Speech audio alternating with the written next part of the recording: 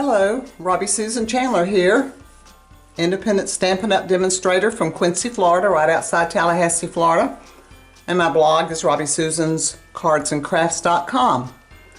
Today I want to share another card with you with the rocking horse. And it is so cute. As you can see, here it is. And it's cut with our Deckled Dies, and when you sit it on the table, it rocks. Cool, huh? Alright, let's take a look at this. There aren't a whole lot of pieces to it. And see on the back I've got Sending Christmas Joy, Merry Christmas. And then there's a little piece in here to hold it together so it won't do the banana split on you. So let's look at the pieces for this. Now we use the Deckled Dies, and I start with the cherry cobbler base, and it's the next to the largest die. And then we have a white piece that's about the third from the largest, and then this candy cane piece and another white piece. These two are cut with the same die.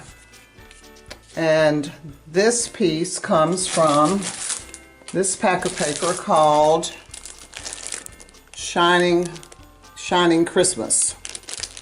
And in this pack you've got a good variety. We've got stripes, presents, little Christmas trees,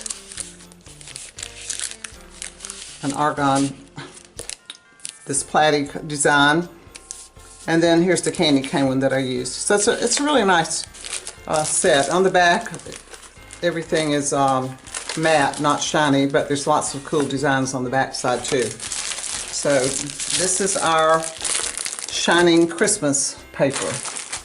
So what I did, I took the biggest cherry cobbler circle and I folded it in half. And then I adhered our pretty candy cane paper to the bigger white circle, just right in the middle. Now, when you put this piece on here, I found you have to go close to the bottom, because if you try to do a little even border like I really wanted to do, it will not fit in the envelope. So you just want to, and remember, just put your glue down on the bottom here. You don't want it above. I hope I haven't gone too far out there. Yeah, there we go. So you just want it not all the way to the bottom. You want a little bit of border there, but almost all the way. And then on the back, I just adhered this one, glue this one down here. Let's put it down. You have somewhere to sign your card.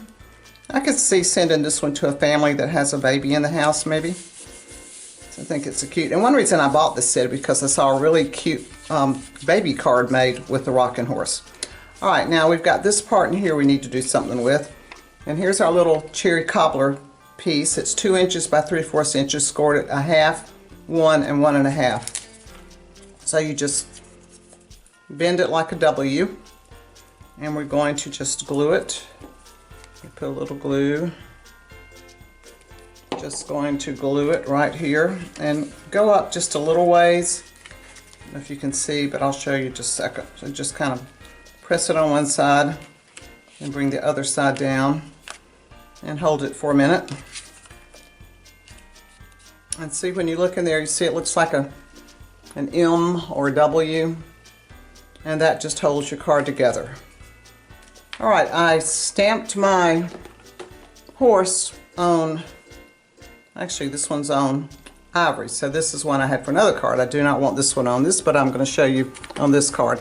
I stamped it on white, and I colored it with cherry cobbler and bronze. I bet you didn't know we had a bronze marker. Here we have bronze, and this one's dark cherry cobbler.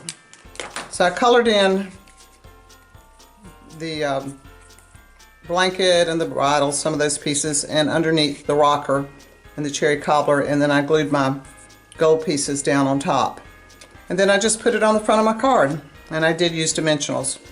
So there's the whole card. Isn't that cute? And as like I said, it just rocks, rocks, rocks. So I hope you like this card. Maybe give it a shot. If you don't have a demonstrator, I'd love to be your demonstrator. And I will put some of the instructions or some of the links to some of the supplies down below. I did not do a written tutorial on this one because I felt like it was so easy we didn't need one. So anyway, until next time, happy stamping.